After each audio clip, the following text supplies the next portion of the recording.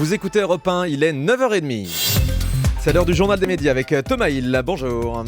Tous avec à la une ce matin Alessandra Sublet qui parle de sa rentrée télé, de nouveaux visages dans l'émission de Laurence Ferrari et des animateurs qui font des ménages.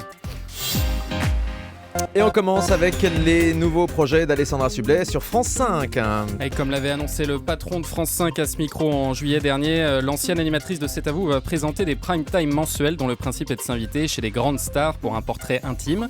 Dans une interview à Paris Match aujourd'hui, Alessandra Sublet révèle le titre de cette émission, ce sera « Fais-moi une place » et la première invitée sera Carole Bouquet dans sa maison de Sicile. Elle révèle par ailleurs que les dirigeants de Canal+ n'ont eu de cesse de la solliciter pour la rentrée. Si vous saviez les SMS que j'ai reçus, alors laissez entendre que je n'ai pas été choisie à cause de mon manque de culture, c'est vraiment mesquin. Enfin, elle annonce se lancer dans l'adaptation au cinéma de son livre sur le baby blues paru l'an dernier. Je vais passer une partie de l'été à écrire le scénario, j'ajoute une corde à mon arc, dit-elle. Voilà donc pour l'interview d'Alessandra Sublet retrouvée dans Paris Match, Fais-moi une place, c'était une chanson de Julien Clerc, si je me souviens bien. C'est ça, elle a eu l'autorisation de prendre ce titre. Une nouvelle émission bientôt sur M6. Oui, M6 qui va faire son baby boom le mardi 3 septembre à 22h40. Elle proposera l'émission Un bébé à tout prix qui suivra 5 couples qui se préparent à accueillir un enfant. Que se passe-t-il dans la tête de ces couples quand la grossesse ne se déroule pas comme prévu ? C'est la question que posera M6 donc le 3 septembre prochain. Jamais vu à la télé. On en parlait hier dans le Fait Média. Les difficultés de la fiction française sont légion en ce moment et la fiction de TF1 perd sa directrice artistique. Oui, puisque TF1 annonce hier dans un communiqué que Nathalie Laurent, la directrice artistique de la fiction française de la chaîne, quitte son poste pour, disent-ils, donner une nouvelle orientation à sa carrière. C'est ce qu'on dit généralement quand on ne sait pas quoi dire. Nathalie Laurent, en tout cas, avait rejoint TF1 en 2003 comme conseillère artistique avant de devenir responsable éditoriale de la fiction en 2009. En attendant de lui trouver un remplaçant, c'est le directeur des programmes Philippe Bailly qui se chargera de ses missions. Et le même jour, hasard du calendrier, TF1 annonce le retour de sa série française à succès, Profilage. Le jeudi 5 septembre en prime, ce sera le début de la 4e saison de cette série qui sera composée de 12 épisodes de 52 minutes. Les scénaristes révèlent notamment que l'héroïne Chloé va se battre pour adopter une petite fille et va vivre une histoire avec un flic infiltré rencontré en fin de saison dernière.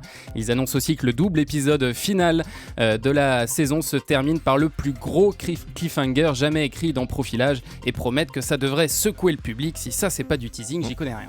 Le Canard enchaîné révèle un ménage de Benoît Duquesne et Virginie Guillaume. C'était le 14 juin dernier, ils ont animé des débats et interviews pour la Fédération française du bâtiment. Le Canard explique qu'ils ont été pour ça rémunérés par le prestataire audiovisuel Capa Entreprise, une filiale du producteur Capa.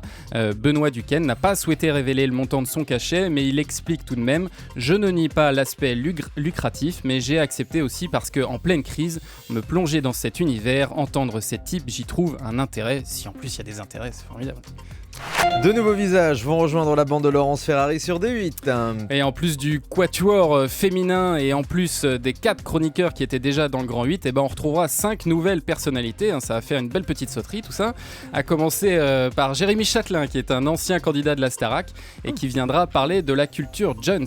La journaliste Marie Montuir qu'on a pu voir dans la matinale de Bruce Toussaint sur Canal, elle viendra parler d'éco. Une autre ancienne de Canal, Stéphanie Renouvin, s'occupera d'une chronique de société un petit peu décalé, promettons, mais aussi Myriam Veil qui sera leur Madame Écolo et Nicolas Roux qui parlera People. Et tout à l'heure, Roselyne Bachelot, l'un des visages du Grand 8, sera notre invité ce matin sur Europe 1 dans le Grand Direct des médias. Le Grand 8 qui reprend donc le 2 septembre sur D8. Quelques nouveautés également dans Touche pas mon poste. L'émission de Cyril Hanouna revient le 2 septembre aussi à 18h30. Parmi les nouveautés, il y aura un DJ en plateau. Bertrand Chameroy proposera une nouvelle chronique et de nouveaux visages rejoindront la bande sans que la chaîne ne dévoile encore lesquels. D8 qui annonce aussi le renforcement de l'interactivité avec ses téléspectateurs qui pourront intervenir maintenant tout au long de l'émission. La télévision dépassée par Internet désormais aux États-Unis. Selon une étude e-marketer, pour la première fois, les Américains devraient passer plus de temps devant leur smartphone, leur tablette ou leur ordinateur que devant leur téléviseur. Cette année, les Américains devraient consommer des médias digitaux pendant en moyenne 5 heures et 9 minutes par jour contre 4h31 pour la télé. En revanche, en France, on est encore assez loin de ce renversement, mais la tendance est plutôt la même.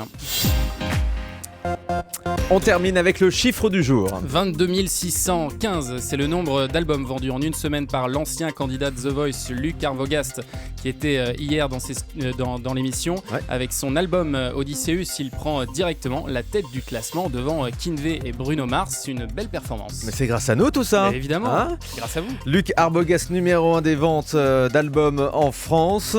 Olympe, il y a 15 jours, également numéro 1 des ventes d'albums. On voit que les candidats de The Voice font un carton et c'est un fait unique dans le monde car partout ailleurs, généralement, les candidats de The Voice font pas vraiment des gros succès. Et là, en France, ça marche et c'est tant mieux parce qu'on adore cette émission et on adore ces deux candidats en particulier. Merci beaucoup Thomas Hill.